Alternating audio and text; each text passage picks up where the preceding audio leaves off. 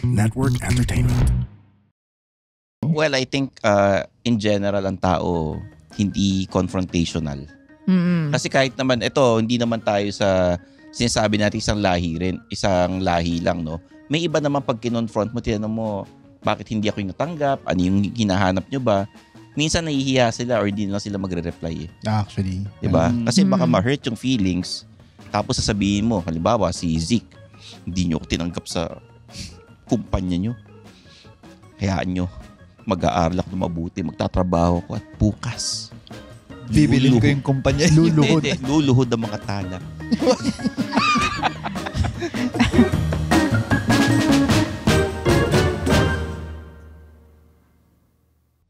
Mga Immortal, welcome to the Underpaid Podcast. I'm your host, Stanley Chi. Ito ang podcast na pro-employee para sa mga Immortal, wherein we talk about work-related topics in a light manner na parang nagkukwentuhan lang tayo. This is the podcast for the working class, kaya bago namin simulan ng show na ito, please like and subscribe to the Underpaid Podcast sa Spotify, Apple Podcast, Facebook, Instagram, TikTok.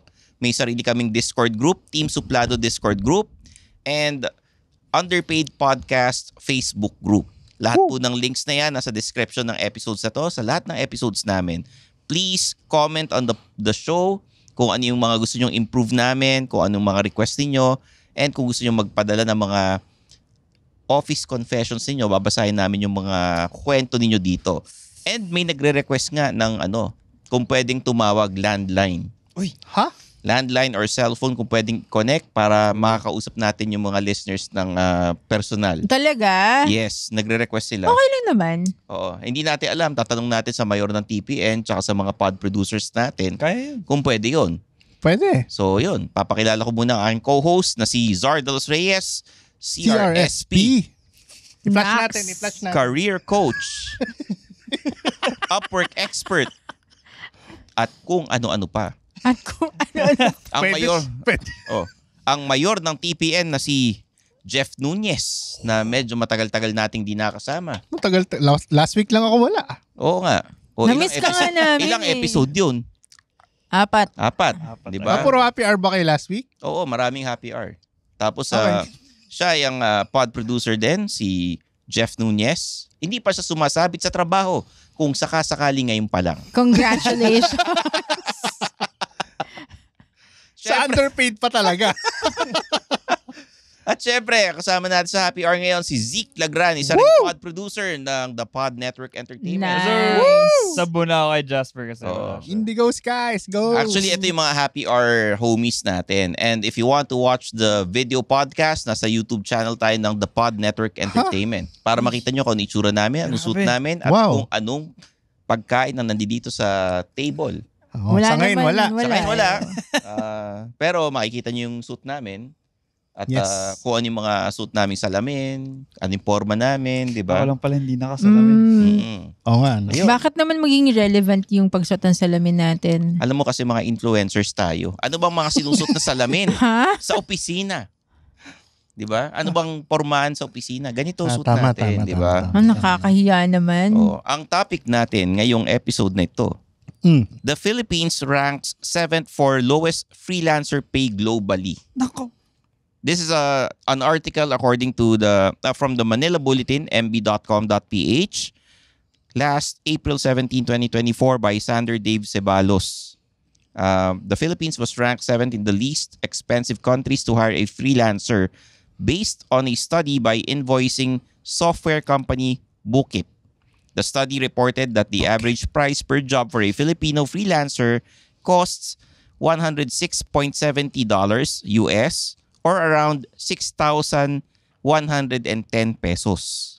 Meanwhile, sitting at the top of the list of countries with the least payment for freelancers is Colombia, with an average rate of $72.13 US, followed by Brazil, 79.81, Argentina, 80.84, Jamaica, 88.63, Venezuela, 93.41, and Germany, $102.35 Naligaw yung US Germany, dollars. Brackenheighton. Okay? Slice and ASEAN countries such as Indonesia and Malaysia were also included in the list at 12th and 16th positions, respectively.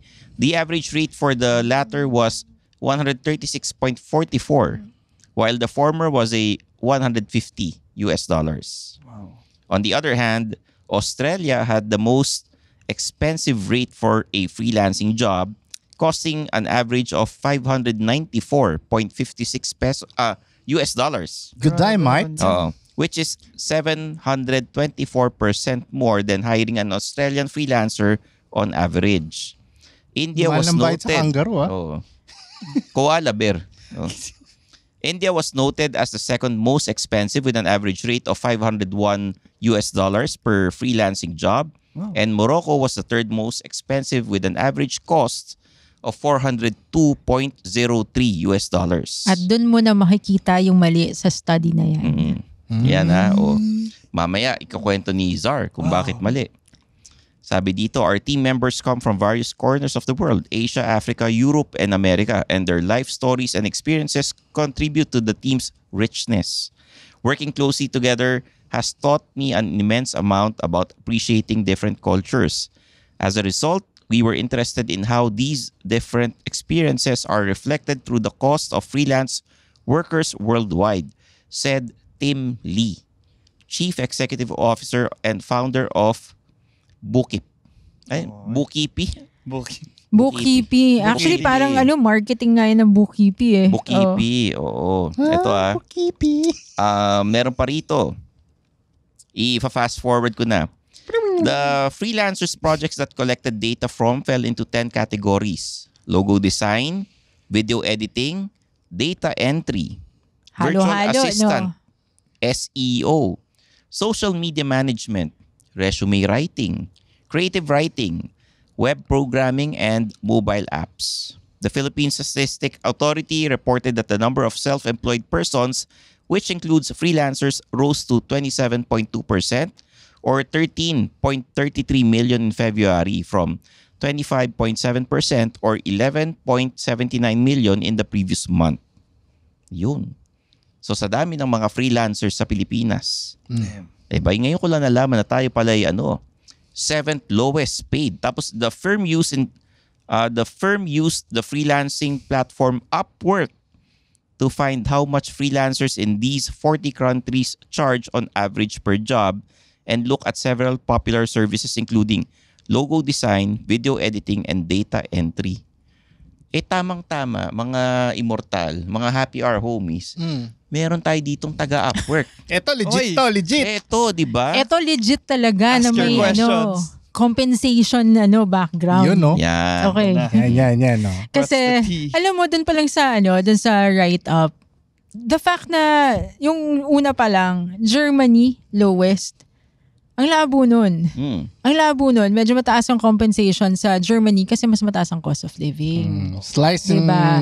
At saka dali lang, bakit ka Slice nagtataka? Hindi mo alam na tayo may lowest rates? At saka Kasi hindi hindi lang ko sa alam na freelancers. 7th. Hindi ko alam na 7th. Akala ko tayo ang lowest. May mas mababa pa pala sa atin.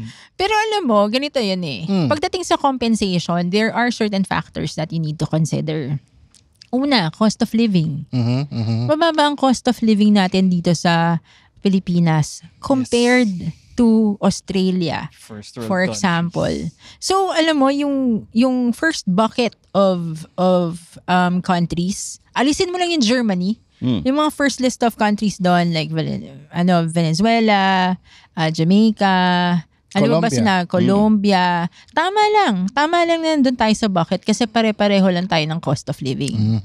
And hindi ba parang yun yung value in a way na binibigay natin dun sa mga employers for example, sa United States. Kasi kung hindi naman mas mababa yung rate natin dito, sa tingin nyo ba kukunin tayo as workers? Diba? Hindi naman, diba? Oo, kaya huwag kayo magtatanong ng bucket. Nakakairita ka. Oy, alam mo kung bakit Tapos, yung second thing, sa compensation study na yan yung categories. Kasi magugulat ka bakit yung India expensive. So, yung sabihin may mali dun sa survey. Di ba nung binabasa ni Stanley yung categories, iba-iba. Logo design. Oh, logo design. Data Halo-halo. entry, Hinahanap diba? ko nga yung study, hindi ko naman mahanap. Mm. Wala, it doesn't exist. Hindi siya, wala siya sa public channels, ganon. So parang dun mo lang siya nabasa sa article na yan. Baka parang inano lang tayo. So parang clickbait lang tayo, no? parang hinalo-halo ang feeling ko, ganito ginawa. So kunwari ako, freelancer ako, tapos ikaw, tayong apat. Tapos ako, taga Philippines, taga VA, ikaw taga India. Ba't ako yung taga-India? Taga-China. O sige, ako na yung Pwede taga-India. naman siyang taga-India. Ba't ako yung taga-India? Okay, kunwari developer ka. Porke Syempre, ba nagmumotor ako, sandali lang. ganun? Syempre, Stanley, ang rate ko $10 per hour. Tapos ikaw, syempre, developer ka, ang rate mo, $40 per hour. Syempre, laki na ng difference noon. So that's why yung study, feeling ko, hindi ganun ka-accurate at saka hindi ko naman nakita yung data. Pero kung iisipin mo, okay, so we have the lowest rate. One of the lowest One of the rates, lowest rates. Kung iisipin mo, yung cost of living naman natin mababa eh. Even dito sa, hindi compared to United States, Okay. compared to Oo, Australia, di ba? Mababa naman talaga. Tapos, sa compensation pa, merong mga rin yan, may mga, ayoko na nga sabihin yung buckets, may mga categories Oo. yan. May mga, hindi ka, kunwari kung seryosong company ka na nag-hire ng global employees or freelancers or contractors, meron kang geolocations na doon mo i-base yung rates ng mga freelancers or workers na babayaran mo. So tama lang naman na nandun tayo kasama natin yung mga countries na. Except yung India, parang dapat kasama natin yun eh. Gulat nga ako may India sa list. Oo nga eh. Baka alam mo, na marunong naman sila expensive. mag-computer. May mga internet naman sila ron. Hindi yun, mali yung study. Mali yung study. Okay. Si Saran tama. Yan Bakit? Sige, gagawa ako ng sarili kong study Tapos i-present mo sa amin. Oo, tapos i-present ko. Based on data yan. Based on data. Yan. Based on data talaga. So, abangan ko yung Google Slides PowerPoint pa ba gamit mo hanggang ngayon? Diyan natin i-flash yan. Ayan, dito Oo. Pakita natin Ano ka ba? Dali-dali, meron na akong data. Wala pa. Okay. Ay naman Sino ba pala. nag-research niyan? Alam ba yan eh? Pero alam mo, okay, should we be concerned na lang na Should we? Should we? Actually, ang tingin ko rito, tama naman sinabi ni Zar na kung hindi mababa rates natin, sa tingin mo sa atin magpapagawa yung mga nasa ibang bansa. At saka hindi naman sa freelancing yan eh. Pati rin naman sa domestic jobs eh. Okay. Wala namang mambabarat kung walang magpapabarat sa rates bilang freelancer.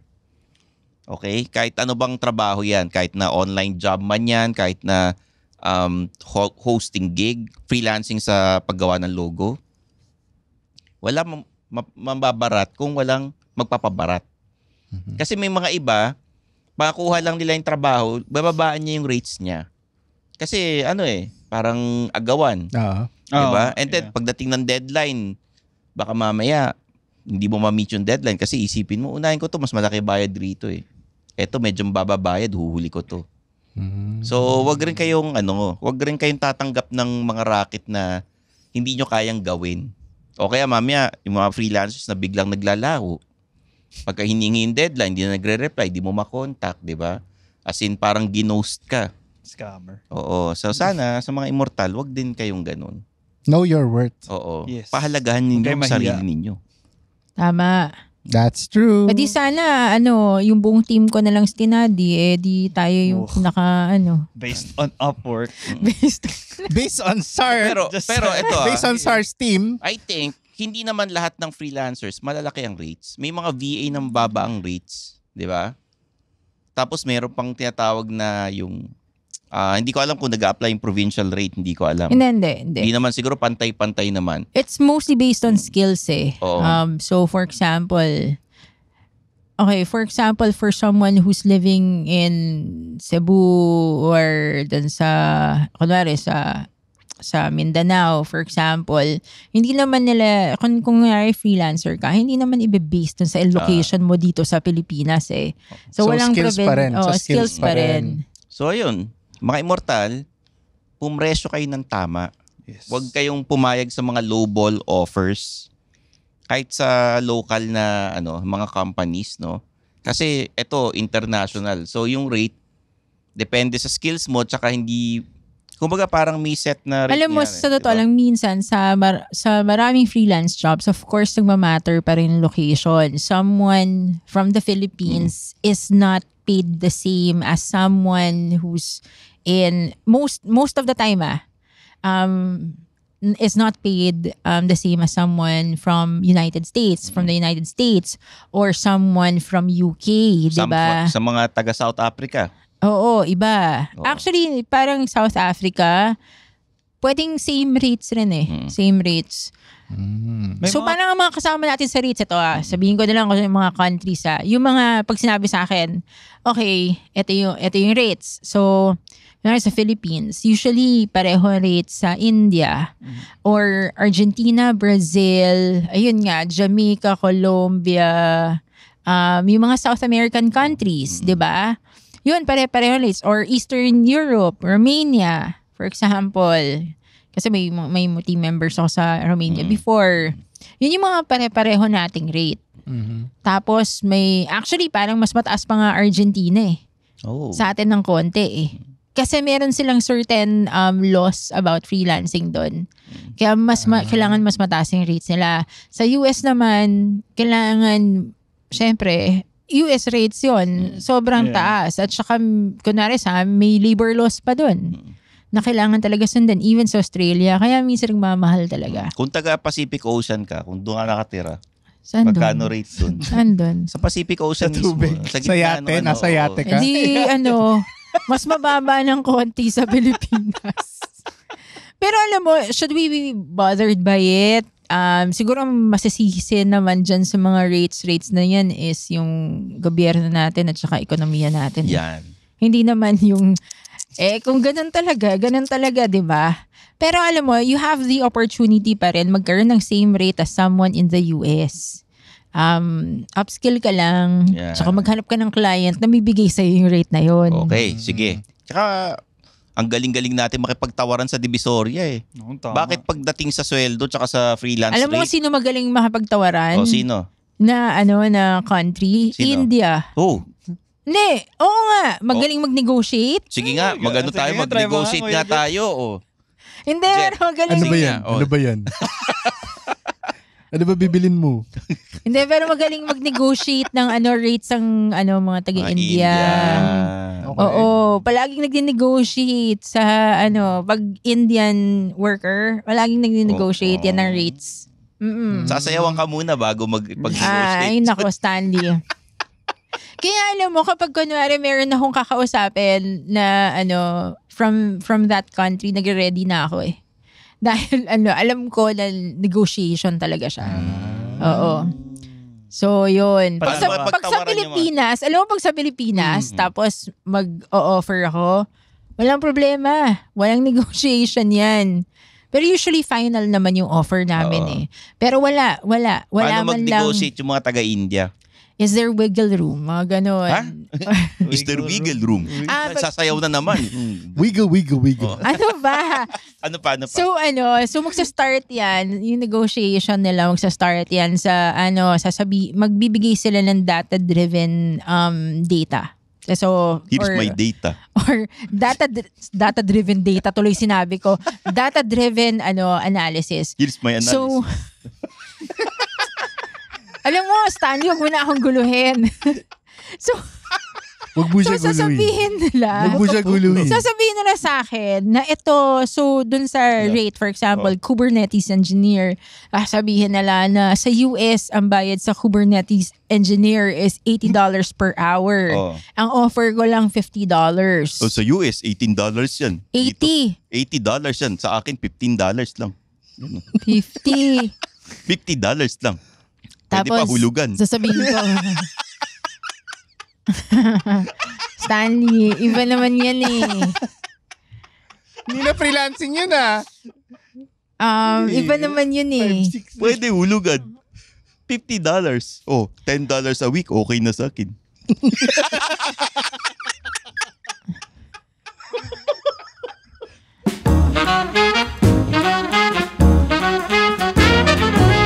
Hi, I'm I'm Red Oliero. Hi, I'm Andrew Bernardo. And we are the Bago Matulog with Red Oliero podcast members. Yes, we are promoting our podcast and sana makinig kayo sa podcast namin. Yun lang. Please. Thank you. Yay. Please, we need money.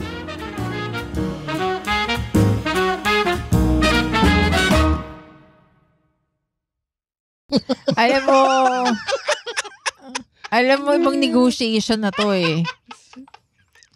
Pero ba't sa Pilipinas wala? Wala eh kasi masaya na sila doon sa rate nila eh. Pero pwede bang i-negotiate if Filipino yung Pwede naman. Minsan pwede. May mga nagtatry naman mag-negotiate. Oo. Sasabihin ko naman kung final eh. Pero yung maraming tao hindi talaga nag-attempt. Like hindi sila nag-open ng conversation. Bakit sa tingin mo? Dahil ba nahihiya sila o hindi sila marunong mag-English? Ano ka ba? Kaya nga sila tinanggap sa trabaho dahil marunong sila mag-English. Nahihiya ba? Pwedeng nahihiya. Kasi feeling ko cultural yun eh. Cultural na or sabihin, siguro sa isip nila, ay malaki na naman nakuha ko eh. So bakit pa ako magpo-push back? Tsaka may ugali tayong Pinoy na pagka kunyari nagbigay ng presyo tapos hindi nagustuhan, hindi ka nakokontakin. So iniisip nating mga Pinoy na, nako, kailangan babaan ko yung presyo ko kasi baka mamaya ma-reject. Hindi na ako kontakin ito, kumuha na ibang freelancer. Naganon yung tatay diba? ko eh. Diba? Paano yung tatay mo na mag-negotiate? Basta alam ko is medyo malaki din yung sweldo niya. Kasi from Kuwait pa siya. And ilang years siya doon. $50 per week, ganun. Per month, ganun. Di ko alam yung rates niya. Pero may Bombay from Kuwait. And most of yung mga ina-apply niya sa Philippines, di matapatan yung sweldo niya. Gina-ghost na lang siya. So may mga ganun talaga. Ano talaga yung pag Pinoy talaga, hindi mag-negotiate. Most of the time. Okay, hindi nag-negotiate. So dapat I think matuto rin tayong mag-negotiate. Kasi, di ba, I've worked with global workers. So talagang, as in global, ang mga talagang nag-negotiate even with salary, yung kunwari magpapatas ng salary. Mga Europeans. Magaling. Paano yun kayo din? Magaling rin yung Europeans. In our country, in my country, actually, Eastern Europeans. So, medyo hard yung accent. In our country, walang rikiti. Hindi, alam mo, halo-halo na. Harry? Ay, nako. Harry Potter. So, paano mag-negotiate si Harry Potter? Yun, interesado ako malaman. Yung traffic is bumper to bumper. Hindi si Harry Potter. Harry Potter ba yan? Hindi. Bombay pa rin siya. So, anyway, yun nga. Kung nababother ka dun sa low freelance rates, know na tama lang naman yung bakit kung nasan tayo. Bakit? Kasi yung countries na kasama natin sa compensation, cost of living, nag-a-align naman siya. So siguro naman personally, dapat mag-upskill ka. For example, or na-discuss natin yun nung nakarang episode. Mag-upskill ka or mag-negotiate ka, na mag-try ka na mag-check kung may flexibility, may wiggle room, yun ang usual terms. Do you have wiggle? Wiggle. Yeah. Wiggle. Wiggle room. Yeah. Is Actually, there flexibility? Flexibility, wiggle room. Hindi ko usually pag sanay na yung kausap mo, hindi nila tinatanong kung pwede mag-negotiate. Ang mga words na ginagamit nila, meron bang flexibility, meron bang wiggle room? Sayaw pa rin eh. Sayaw. Talagang may kinalaman sa sayaw eh, di ba? Alam mo ngayon ko lang nalaman na ang Indian, Indian pa man sila, sila pa yung magilig mag-negotiate. Yung mga Pilipino, pagka ayaw sa presyo mo, i-Indianin ka na lang. Ginoghost ka na. Tama naman. Diba? Tama. Dapat di natin Indianin yan pagkadating sa negotiation. Actually, alam mo, totoo yan. May yung ginaghost doon sa offer. Oo, meron mga nag-ghost na sa offer. Sa offer stage. Kaya pala yung mga ibang empleyado di makamove on eh. Tapos hindi na lang nagpapakita or i-email mo, hindi sumasagot or sasagot na lang after a week. ganun, nahihiya yata sabihin na, ay, may natanggap Ayaw akong nila. iba or hindi ako okay doon sa offer, ganoon. Meron nun, konti lang naman. Well, I think in general ang tao hindi confrontational. Kasi kahit naman, hindi naman tayo sa sinasabi natin isang lahi lang, no? May iba naman pag kinonfront mo, tinanong mo, bakit hindi ako yung natanggap? Ano yung hinahanap nyo ba?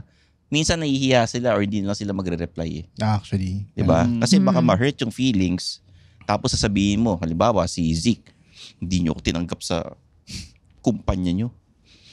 Hayaan nyo, mag-aaral ako na mabuti, magtatrabaho ko at bukas.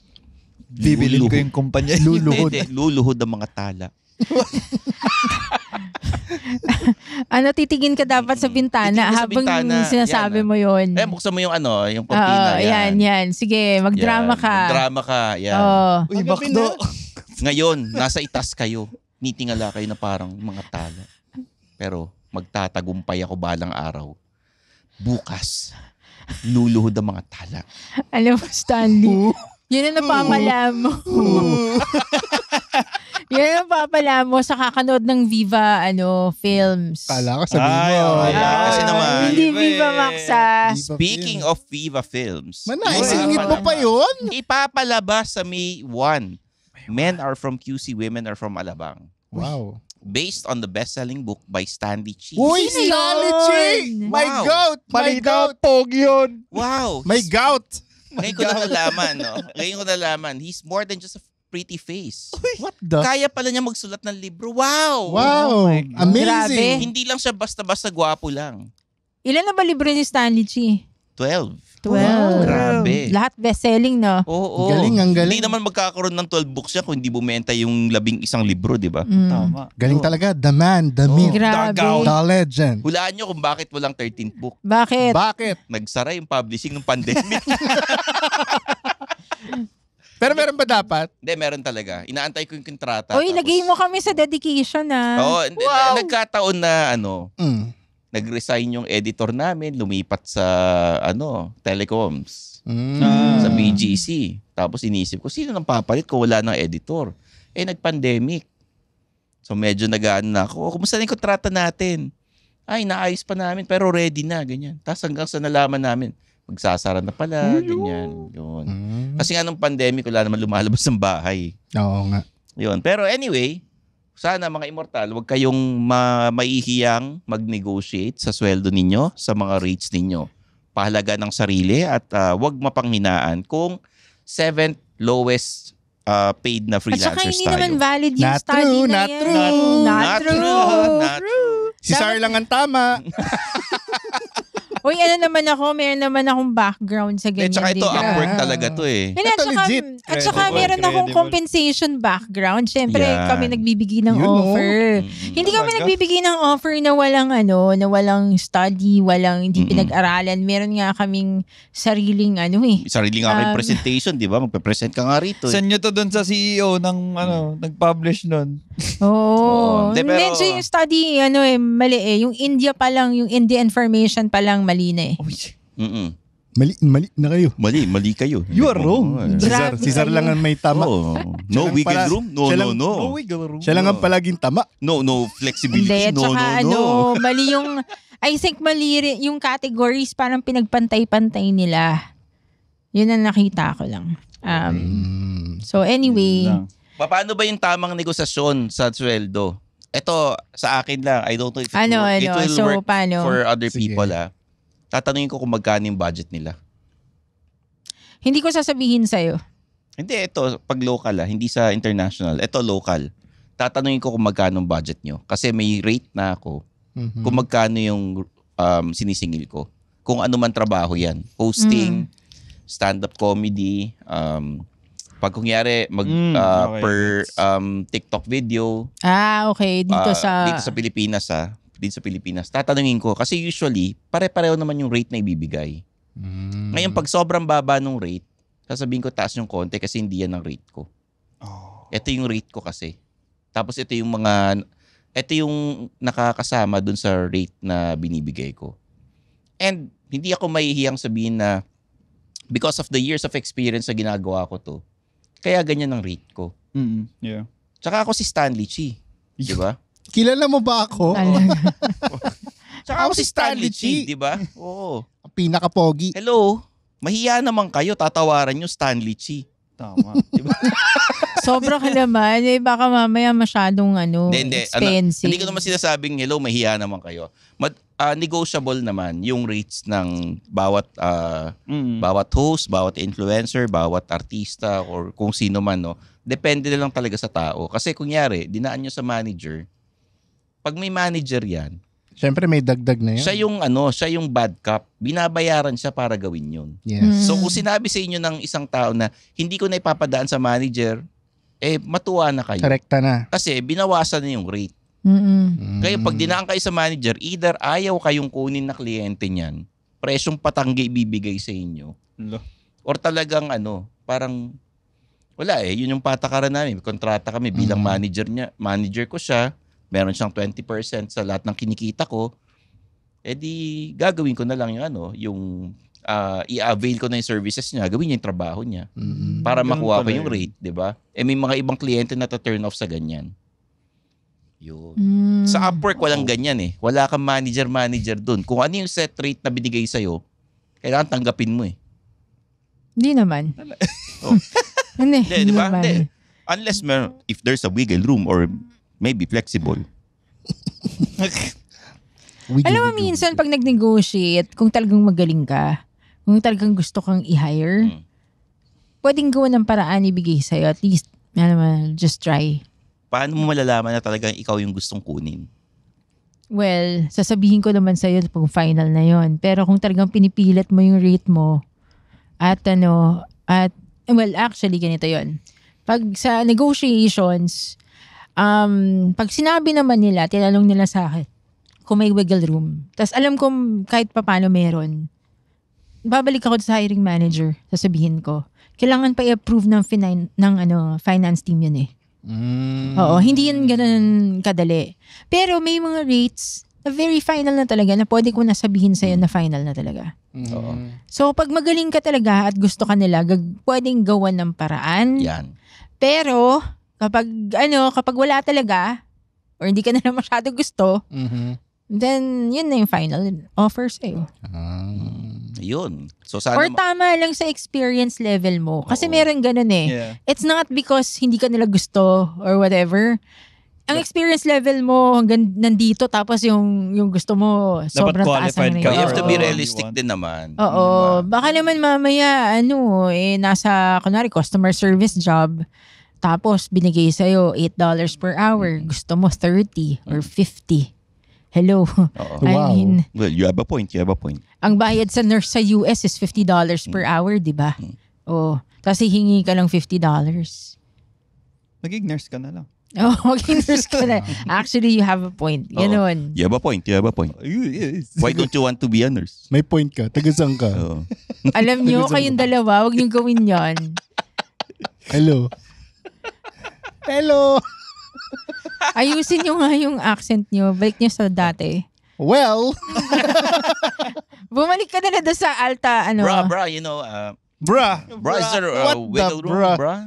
Yan, okay. Hey, bra. Baka bigyan ako lasensa eh. Bra ako ng bra. Alam mo, Baka naman, bruh. yung mga pamangkin ko, bra.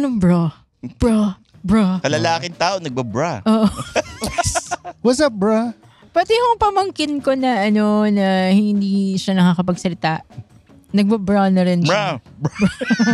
Si Francis kasi may speech issues siya. Pero nagulat ako.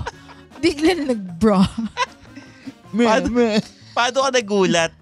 Paano ka nagulat nun? Hindi kasi yung isang pamangkin ko hinatid ko siya sa White Plains. So hinatid ko, baba na siya sa bahay nila. Tapos biglang narinig ko sa likod ko, bye bro. Ganun. Bye bro daw. Tapos ako biglang nagsasalita. Baka Viber. May nag-Viber sa kanya. Nakakatawa yung pamangkin ko na yun nga, yung meron siyang speech issues. Biglang nagsasalita na ng mga bra na yan. At saka bye bra. Tapos biglang kahit Baka pa dapat paano bumili ng bra. Buy bra. Buy bra. Buy bra. Oo. Lasenza or Triumph. Pero okay yun. At least nakakapagsalita na siya ng mas maraming Very good. words niya ngayon. Very good, Yung Francis. vocabulary Right. namin. So, So doon natin tatapusin yung episode sa Sa- Vibra. sa sa episode na to, natutunan ninyo paano mag-negotiate, kung may wiggle room, or mayroong pang Wiggle room, Flexible. dapat may ka. kung flexible, if there's a wiggle room or if it's flexible. Tigil mo na yan. Oh.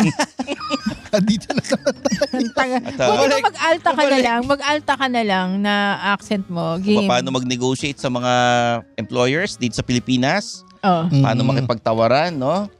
At huwag kayo mapanghinaan ng loob. Yes. Na mababa ang rate. Nasa sa how you present yourself, yung skill level mo. Okay? Yes. Mhm. So there you have it, guys. For Zard de los Reyes, CRSP, Zeke Lagran, and Jeff Nunez. I'm your host, Stanley Chi. And this is the Underpaid Podcast. Bye, brah. See you, bro. Brah. Vibra.